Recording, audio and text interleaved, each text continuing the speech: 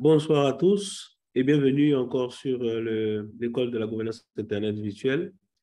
Aujourd'hui, nous allons parler de l'infrastructure et des systèmes d'adressage d'Internet.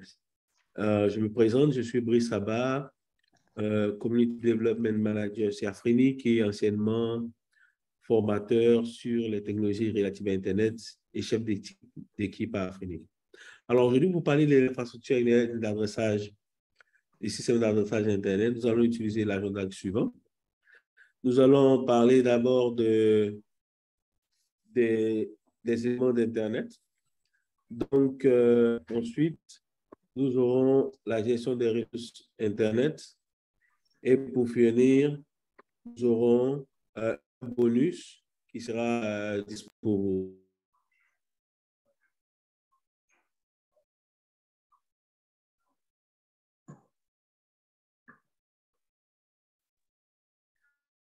OK.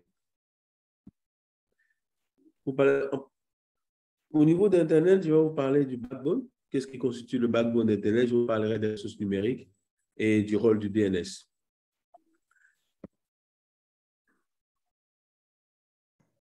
Qu'appelle-t-on Internet? Alors, Internet est défini comme étant le réseau des réseaux. Et le schéma qui est ici nous présente un peu Internet comme nous le définissons. Donc, chaque point noir ici représente un réseau. Et comme vous pouvez voir, ce réseau qui est ici est interconnecté par cet autre réseau qui est là. Puis, il y a aussi interconnecté par cet autre réseau qui est ici, qui sont tous interconnectés par un autre réseau qui est là. Donc, c'est un peu tous ces réseaux-là qui, mis ensemble, qui forment Internet. Alors, le schéma qui est là, nous voyons sur ce schéma que vous avez un réseau ici en Afrique de l'Ouest qui est connecté à un réseau ici en Amérique du Sud, mais on compte que l'eau entre ces deux continents. Donc, comment est-ce que cela est possible? Alors, ces interconnexions sont possibles grâce à ce que nous appelons le backbone Internet, qui est principalement fait par des câbles optiques sous-marins. Donc, le schéma qui est ici vous présente un peu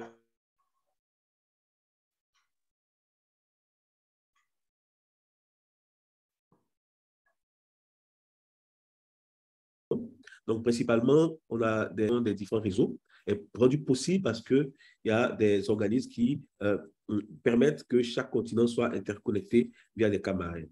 Mais nous avons aussi d'autres mécanismes qui permettent de faire cette interconnexion, notamment le VSAT.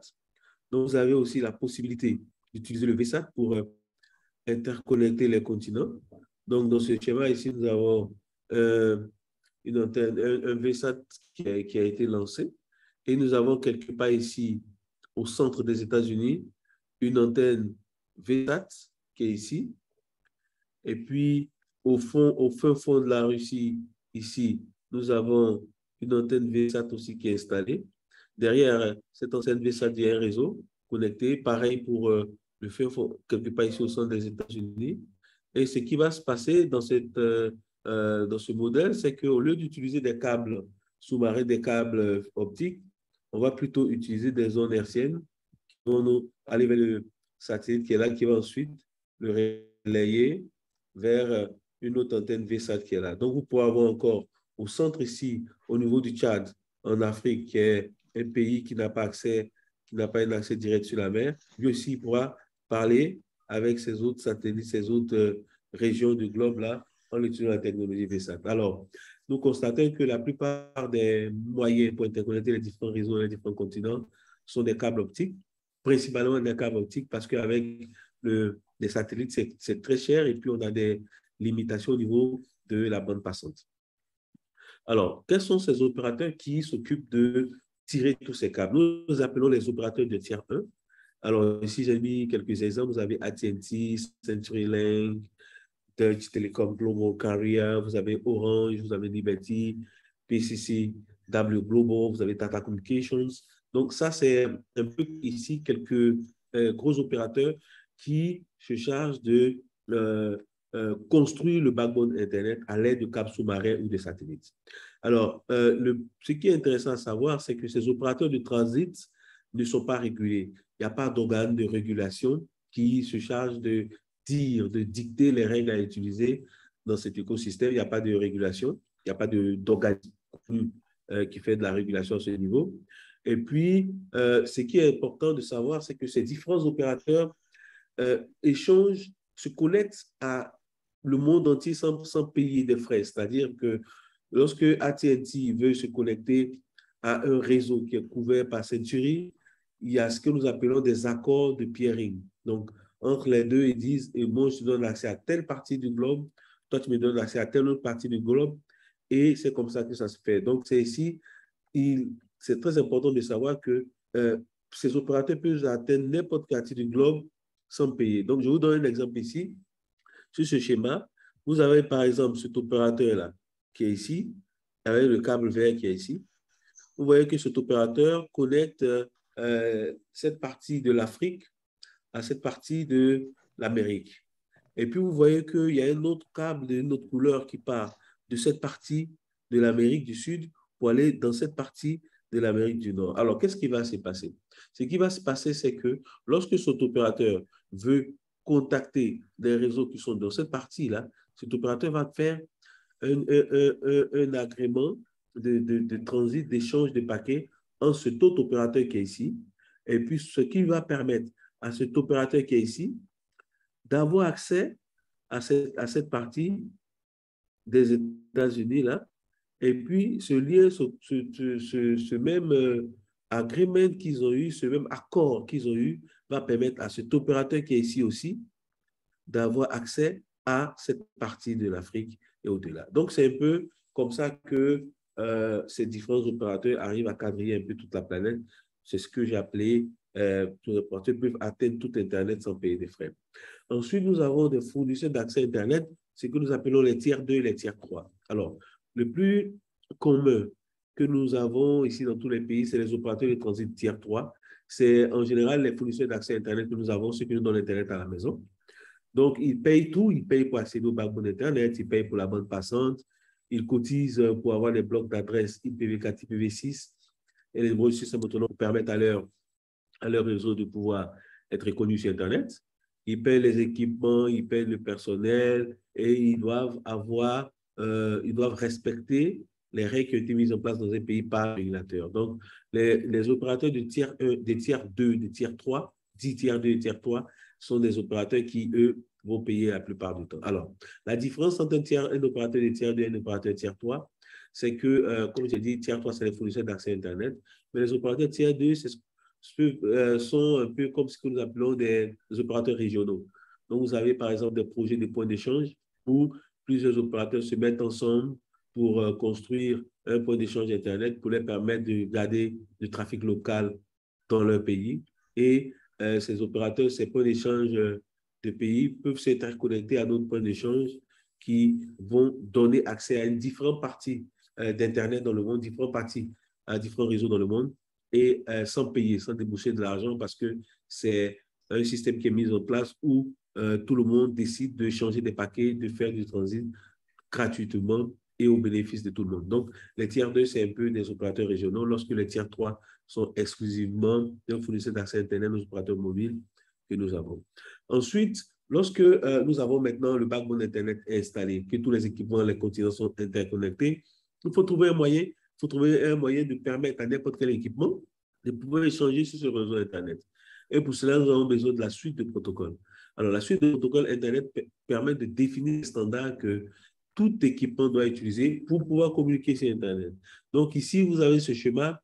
Vous avez un ordinateur qui est ici, qui veut communiquer avec un ordinateur qui est à droite ici et l'autre qui est ici.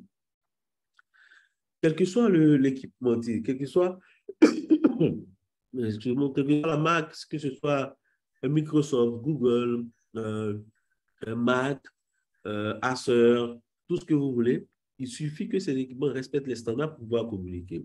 Donc, comme vous avez un téléphone portable, ici aussi pareil, ce téléphone portable que vous avez ici, lorsqu'il veut communiquer sur Internet, il doit respecter ces standards aussi qui ont été définis. Et ces organismes-là qui définissent des standards, là, j'en ai cité quelques-uns. Nous avons l'IETF, qui est assez connu. Nous avons l'I3E et puis nous avons l'Union internationale des télécoms, qui sont entre autres ces organismes-là qui définissent les standards, les règles que les équipementiers doivent suivre pour pouvoir faire fonctionner les équipements sur Internet. Ensuite, nous avons les ressources numériques. Alors, ici, vous avez vu tout à l'heure que j'avais présenté Internet en étant l'interconnexion de plusieurs réseaux. Il faut trouver un moyen de pouvoir identifier ces réseaux-là. Donc, pour identifier ces réseaux, nous avons le numéro des systèmes autonomes qui sont ici, qui représentent une adresse pour chaque réseau. Donc, nous avons un exemple ici que j'ai représenté dans ce schéma. Vous avez ce réseau qui est ici, ce système, ce réseau qui est là, dont le numéro du système autonome est 131.702. Vous avez cet autre réseau qui est là, qui est 24.702. Vous avez cet autre réseau qui est là, qui est 132.402. Donc, vous avez sur Internet ces trois réseaux-là qui sont interconnectés entre eux. Et chacun de ces réseaux est identifié par un numéro qu'on appelle numéro de système autonome. Maintenant, ce numéro de système autonome, au-delà d'identifier les réseaux, permettent aussi d'informer les autres réseaux des différents blocs d'adresses auxquels ils font accès, auxquels ils donnent accès. Vous avez par exemple ce réseau qui est ici, qui a configuré par exemple 2004 2.2./48 sur son système dans un système d'information. Ce même réseau a configuré encore 194.0.0.0/24 dans son système d'information. Donc, ce réseau qui est là, qu'est-ce qu'il va faire? Il va annoncer aux autres réseaux. Ce routeur va dire aux autres réseaux d'Internet que si vous voulez joindre une machine ou un service dont l'adresse IPv6 commence par 2004,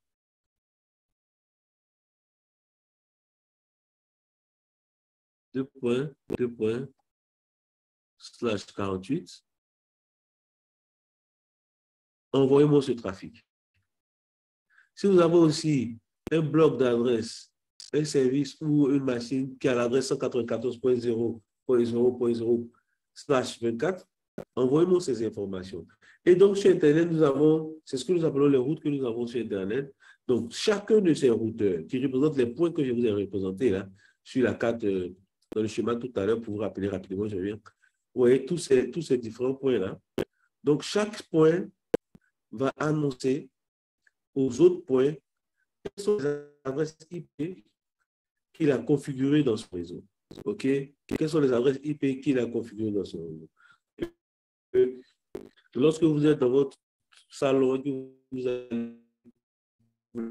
allez par exemple sur Google, que vous allez sur le site de basic.net, que vous allez sur le site d'Afrique, c'est comme ça que les différents points essaient de dire, attention, quelle est l'adresse d'Afrique, quelle est l'adresse de Basic, quel est le routeur qui nous a dit qu'il peut connaître cette adresse, voilà le routeur qui lui a dit qu'il connaît cette adresse, et les informations circulent comme ça. Lorsque vous avez un réseau, lorsque nous utilisons Internet, il faut que chaque équipement connecté, nos téléphones, nos tablettes, nos frigidaires, nos ordinateurs portables et autres, les équipements doivent être identifiés de manière unique sur Internet. Et on le fait avec les adresses IP. Nous avons une version ici aussi. Nous avons la version IPv4 qui est codée sur 32 bits et la version IPv6 qui est codée sur 128 bits. Donc aujourd'hui, vous avez des équipements qui sont connectés dans un réseau et ces équipements sont identifiés par l'adresse IPv4 et IPv6. C'est une obligation pour que vous puissiez vous connecter à Internet. Alors, c'est des ressources numériques. Nous avons parlé des numéros de système autonome. Identifier un réseau sur Internet. Nous parlons maintenant d'adresse IPv4 ou IPv6 qui identifie tout équipement connecté à Internet. Ensuite, nous allons parler de nom de domaine, de DNS, qui est assez important. Alors, vous aurez remarqué que les adresses IP que je vais vous présenter sont assez difficiles à retenir.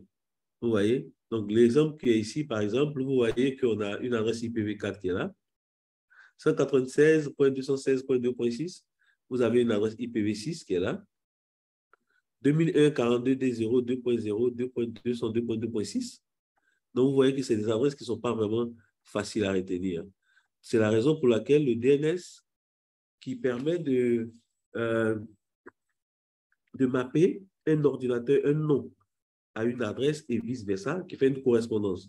Nom, adresse IP et nom. permettent de faciliter l'usage d'Internet. Sans le DNS, on serait obligé de mettre les différentes adresses IP des services auxquels nous voulons accéder. Mais à cause du DNS, on a juste à mettre le nom. Donc, le DNS joue un rôle très important d'Internet parce qu'il facilite l'usage de la plateforme Internet. C'est très important de l'implémenter, de comprendre un peu comment est-ce qu'il est important dans Internet. Nous avons ici aussi l'exemple de Facebook, avec l'adresse IPv6 de Facebook qui est assez longue. Donc, vous avez 2A03, 2.2880, 2.F029, 2.11, 2.Facebook, 2.2.2. Donc, vous voyez que c'est des adresses qui sont assez longues, donc difficiles à retenir. Donc, c'est un peu comme ça que fonctionne le DNS. Alors, aujourd'hui, lorsque vous recevez Internet à la maison, comment ça se passe? Vous êtes chez vous à la maison ici, en tant que le client 1 qui est là, dans votre maison qui est là. Et dans votre maison, votre fournisseur d'accès Internet va vous donner un petit équipement qu'on appelle le CPE. Il va vous donner ce petit équipement-là qu'on appelle le CPE. Et puis, ce CPE-là va se connecter au réseau d'accès de votre fournisseur d'accès Internet. Donc, son réseau d'accès de votre fournisseur d'accès Internet. Et au niveau du réseau d'accès, on utilise les technologies d'accès. Lorsqu'on parle de 3G, on vous parle de 3G, on nous parle de 4G, OK? On nous parle de 4G, on nous parle de FTTH, on nous parle de FTTH, on nous parle de GPON, OK? Donc, toutes ces technologies-là sont utilisées pour que votre fournisseur d'accès Internet puisse connecter son client à son système d'information et ensuite par Internet. Donc, toute cette partie-là entre le système d'information, entre le réseau du fournisseur d'accès Internet et ses clients, on appelle cela les réseaux d'accès qui embarquent les technologies d'accès. Ensuite, qu'est-ce qu'on a? On a le cas du réseau de l'opérateur. Donc, vous avez l'opérateur qui est là. Et cet opérateur qui est, par exemple, MTN, Orange Côte d'Ivoire, Orange, GVA, Glo, etc. Tout ce que vous voulez, les fournisseurs d'accès Internet que nous avons.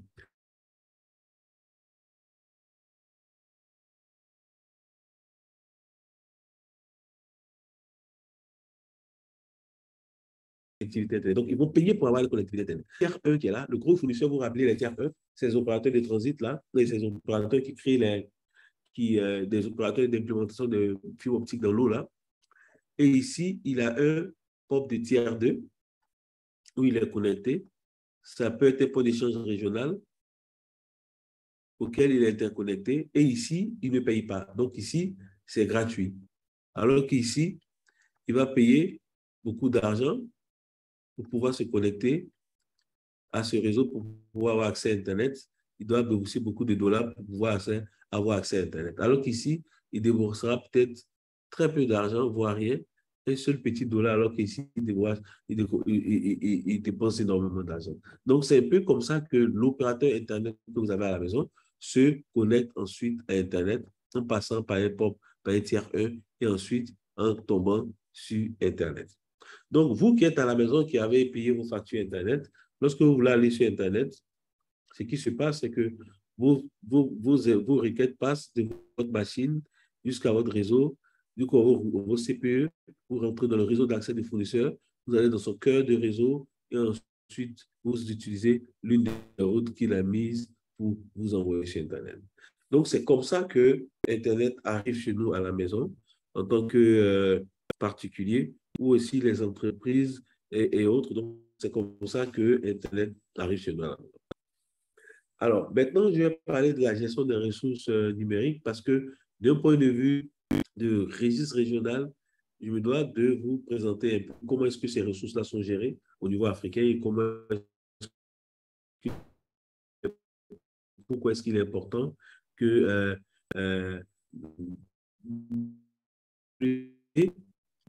soutiennent malgré la pandémie de Covid que nous avons eue. Donc, vous avez parlé de la gestion des adresses IPv4 du le système autonome. Je vais vous parler d'une réalité d'épuisement des adresses IPv4 et puis je terminerai par l'adoption d'IPv6.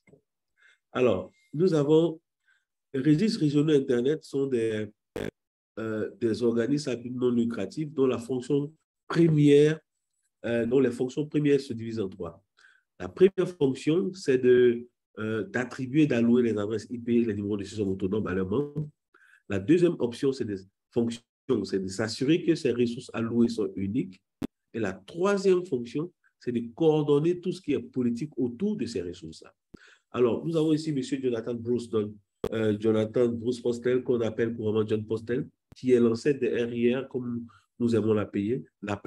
Et donc, avant la création des premiers RIR en 1992, c'était John Postel qui était en charge d'allouer les adresses IP et les numéros de systèmes autonomes aux différents réseaux, aux différents systèmes autonomes qui souhaitaient participer au projet Internet. Alors, nous avons eu une évolution au niveau de ces systèmes-là. Donc, ici, je vous présente un peu les différents RIR que nous avons. Donc, nous avons d'abord le registre central qui est opéré par John Postel. Ensuite, il y a eu en 1982 la création des RAP, qui est le réseau IP européen. Ensuite, nous avons eu la création de EPNIC, qui est Asia-Pacifique,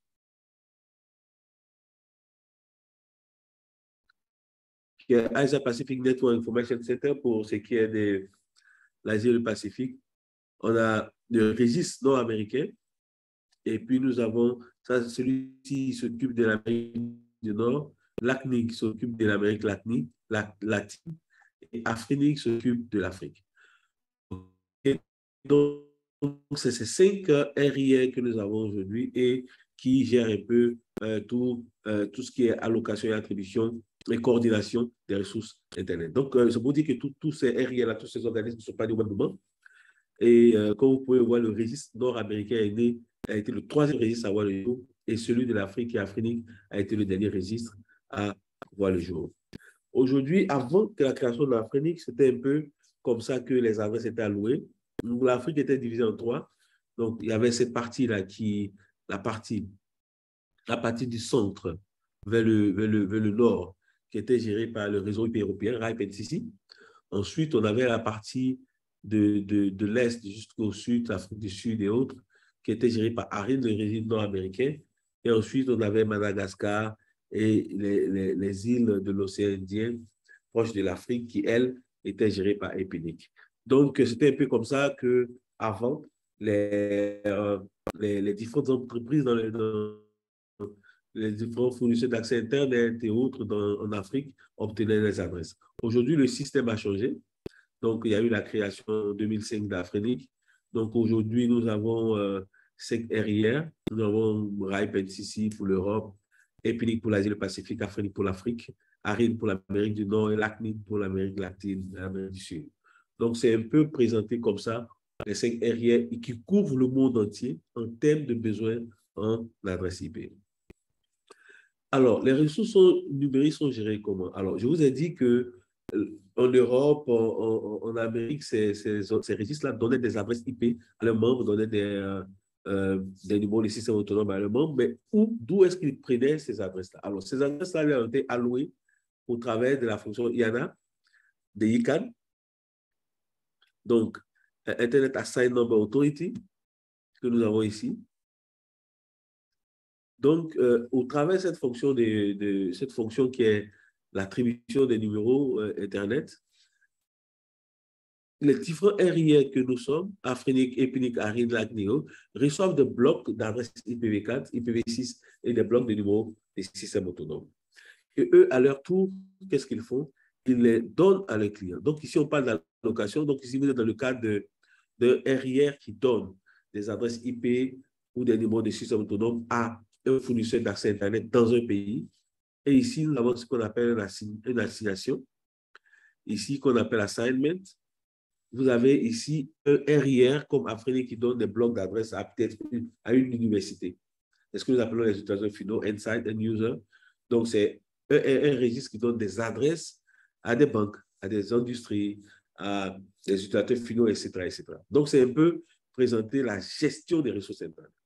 Donc, lorsque IANA donne des blocs au RIR ici, les RIR ensuite poussent les blocs au niveau de leurs différents membres. Donc, ici, on a V4, on a V6 Et puis, on a ESN.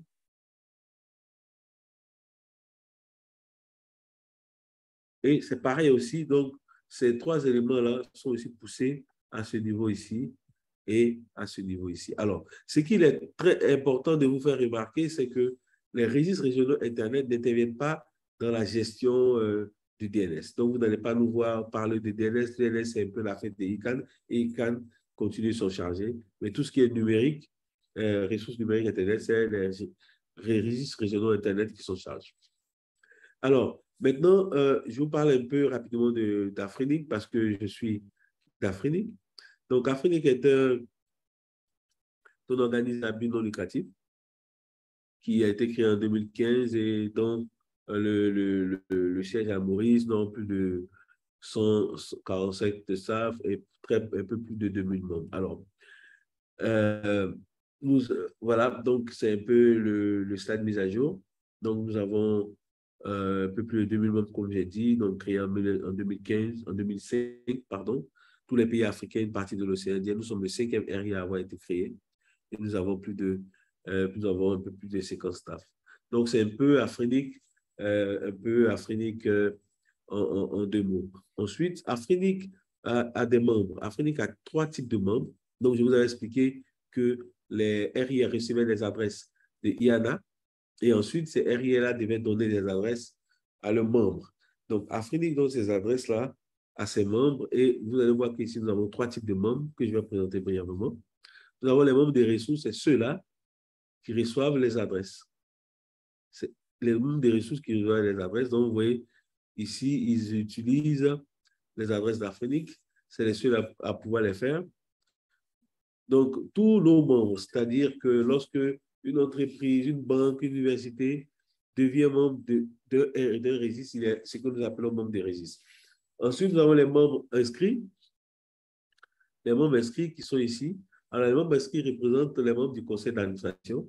Donc, lorsque vous êtes élu par les membres de ressources, lorsque vous êtes élu membre du conseil d'administration, vous devenez automatiquement un membre inscrit. Et puis ensuite, la dernière catégorie de membres, c'est les membres associés qui représentent des individus ou des entreprises qui sont intéressés dans la manière dont Afrinic gère Internet et souhaitent participer pour le développement d'Internet.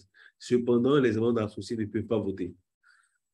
Ils ne peuvent pas voter pour élire les membres du conseil d'administration. Ils sont observateurs lors de l'Assemblée générale des membres. Ici, je vous présente assez rapidement la structure de gouvernance d'Afrenic. Et je terminerai par là. Donc, pour parler rapidement d'Afrenic, Afrinic est composé de 9 membres du conseil d'administration. Donc, on a les 6 premiers sièges qui représentent les régions. Donc, on a la région du Nord. Nous avons des régions du Nord, de l'Ouest. Nous avons les régions de l'océan Indien. Nous avons l'Afrique centrale, l'Afrique du Sud et puis l'Afrique de l'Est.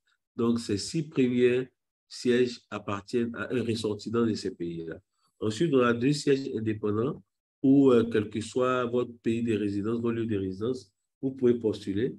Et puis ensuite, ces 8 membres du conseil d'administration vont maintenant recruter le directeur général qui occupe le dernier siège, le siège du mandeur. Voilà. Donc, c'est un peu comme ça qu'Afrenic est géré. Le conseil d'administration travaille en comité. Donc, vous avez le comité qui régisse le fonctionnement du conseil d'administration. Nous avons le conseil des anciens qui est là, qui aide un peu le conseil d'administration actuel à pouvoir atteindre ses objectifs. Et puis, nous avons aussi des groupes de travail qui permettent on a pas mal de groupes de travail qui nous permettent de travailler, de soutenir la fonction d'Afrenic. Donc, vous avez, par exemple, énormément de groupes. On a le groupe de gouvernement, on a le groupe des services des DNS, on a le groupe IT, on a le groupe de développement des politiques qui est très important. Donc, on a énormément de groupes qui sont composés de membres de la communauté et qui permettent de soutenir le fonctionnement d'Afrenic.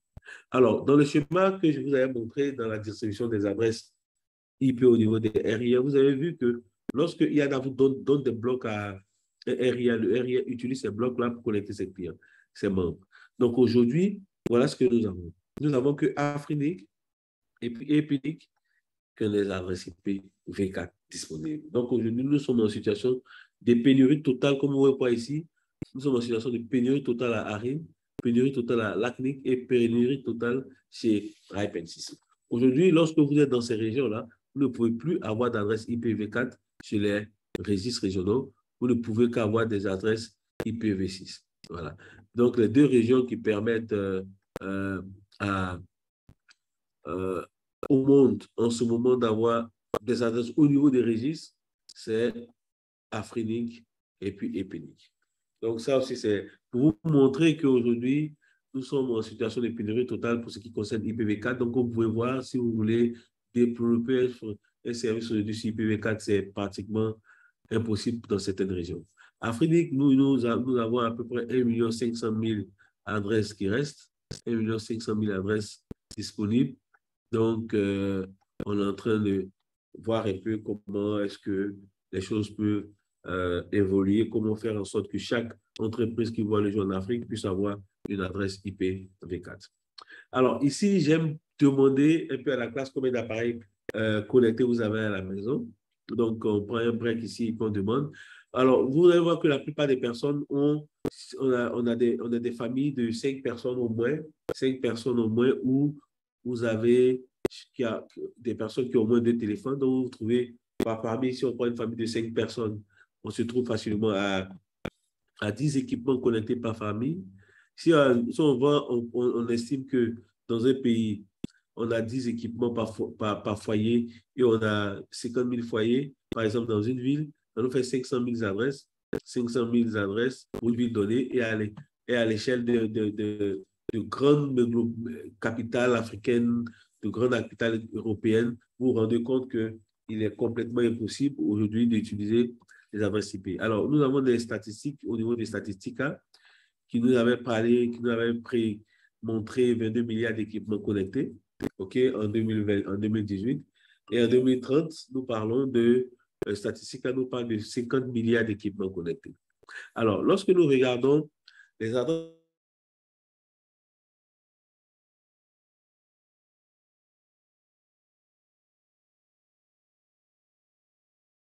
presque 1,5 million à plusieurs millions au niveau de Epinic. Et nous avons ici un choix qui vraiment s'impose à nous. Alors, nous avons IPv4 qui propose 4,9 milliards d'adresses théoriques. Et nous avons IPv6 qui nous propose des trillions, 3,4 milliards, trillions d'adresses disponibles. Alors, lorsque vous regardez le schéma que j'ai présenté ici, vous vous rendez compte qu'on est dans une situation où dans 3 des 5 régions, les adresses, le RIA ne peut plus faire face aux besoins d'adresse IPv4. Donc, c'est dans des régions là où vous, quand vous êtes une entreprise, que vous demandez, vous avez un gros besoin en adresse IP, vous ne pouvez pas les avoir parce que le RIA ne peut pas vous les fournir. Donc, vous allez vous trouver dans une situation où vous n'allez pas pouvoir déployer vos projets. Par exemple, si vous aurez voulu le faire sur IPv4, parce qu'il n'y a pas d'adresse disponible. Alors, donc, c'est assez important de voir qu'entre IPv4 et IPv6, aujourd'hui, le choix est vite fait parce que nous n'avons, comme j'ai dit tantôt, pas suffisamment d'adresses IPv4 pour continuer à soutenir le développement d'Internet. Et c'est la raison pour laquelle nous incitons, nous encourageons toute la communauté Internet dans le monde à commencer à déployer IPv6. IPv4 a été très important, il a été très utile, il a joué un grand rôle, mais aujourd'hui, nous n'en avons plus assez, il est pratiquement dépassé. On n'a plus assez d'adresses IPv4 pour soutenir le développement d'Internet. Et lorsque vous regardez, par exemple, tous les projets, tous les services qu'on met en ligne aujourd'hui, tout est orienté, connecté, tous les jouets sont connectés. Donc, c'est vraiment compliqué de le faire dans un monde où il n'y a pas suffisamment d'adresses IPv4. C'est la raison pour laquelle nous demandons à nos membres et à la communauté en général de commencer à déployer IPv6. Ici, nous avons quelques statistiques. Au niveau d'Afrique, nous avons attribué un peu plus de 10 000/32 maintenant en IPv6. Mais je vous montre la carte globale du déploiement d'adoption d'IPv6 dans le monde. Donc, vous voyez ici que nous avons l'Amérique qui est complètement verte. OK? L'Amérique et le Canada qui sont complètement verts. Vous avez l'Amérique du Sud, c'est complètement vert. Vous avez l'Europe qui est assez verte. Vous avez l'Asie, la Russie, la Chine. Donc, vous voyez qu'un peu partout dans le monde, nous avons des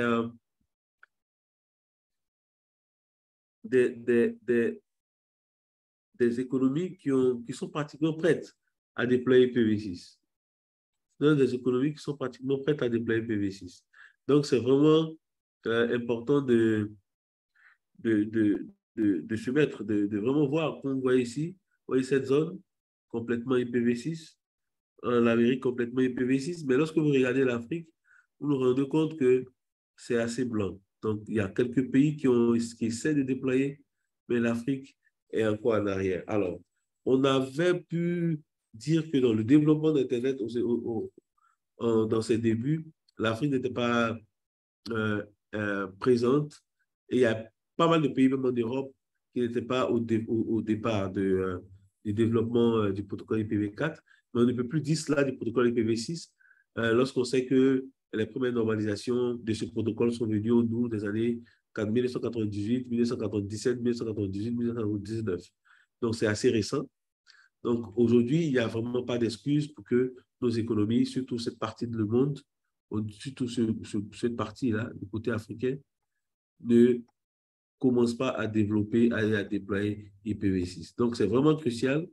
Et je vais vous présenter pour finir quelques points euh, euh, qui vraiment montrent l'importance du déploiement d'IPv6 au niveau de l'Afrique, qui est très blanche, comme vous pouvez constater, et donc avec peu de déploiement d'IPv6.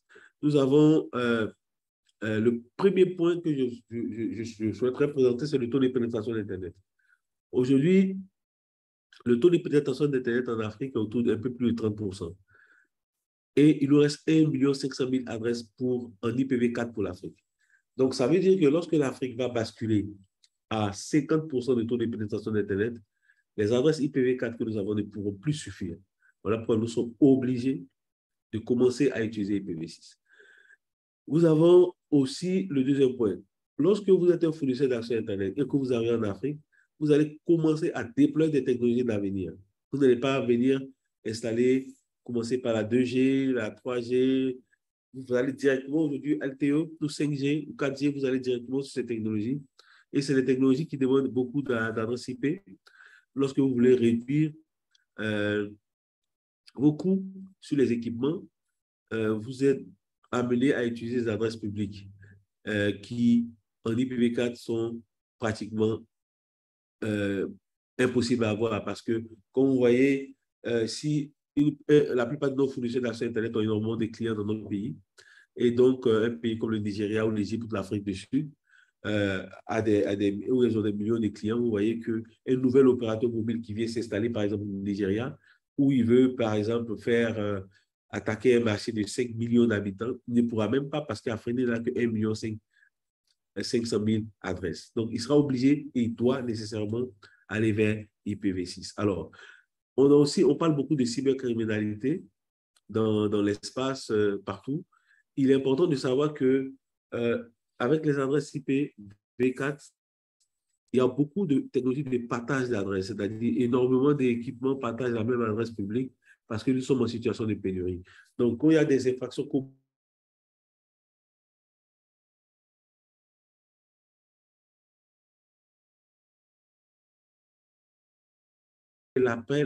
l'auteur de l'adresse Internet, trouver quel était l'utilisateur de cette adresse-là, parce que dans un laps de temps, cette adresse est utilisée par énormément d'équipements et il est vraiment difficile d'identifier qui a fait quoi à ce moment-là. Donc, IPv6 aussi, ici, est une option qui aide beaucoup. Alors, l'autre point pour l'Afrique, c'est que l'Afrique est consommatrice de technologie.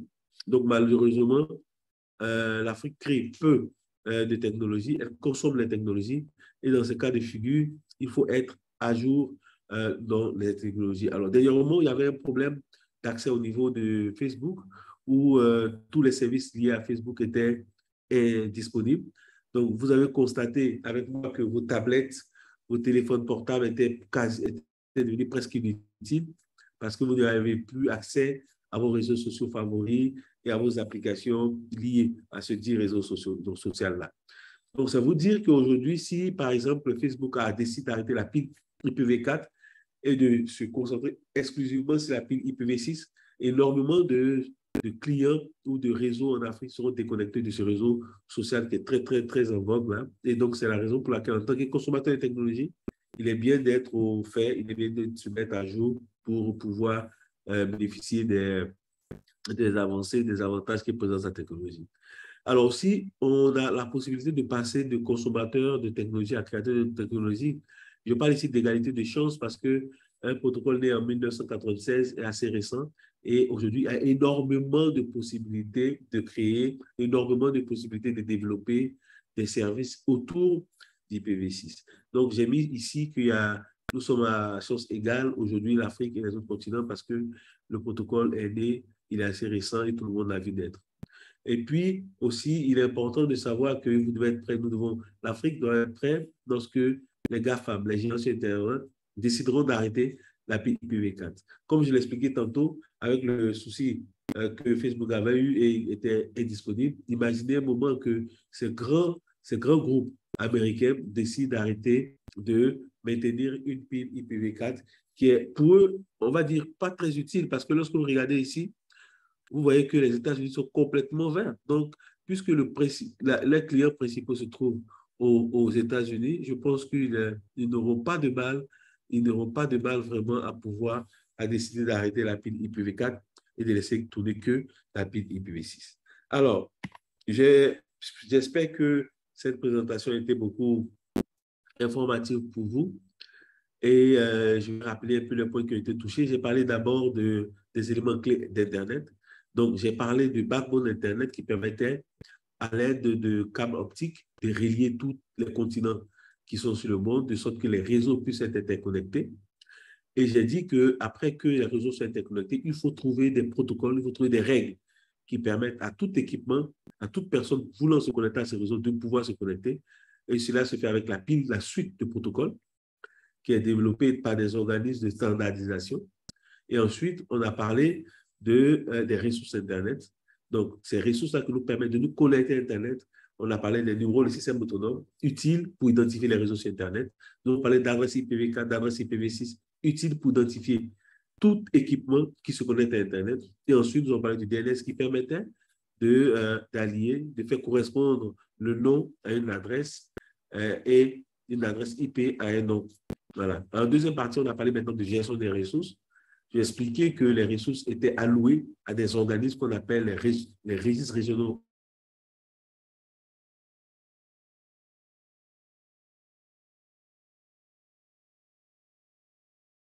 Ici, pour l'Asie qui est l'ACNIC et pour l'Amérique du Sud qui est l'ACNIC, EPNIC.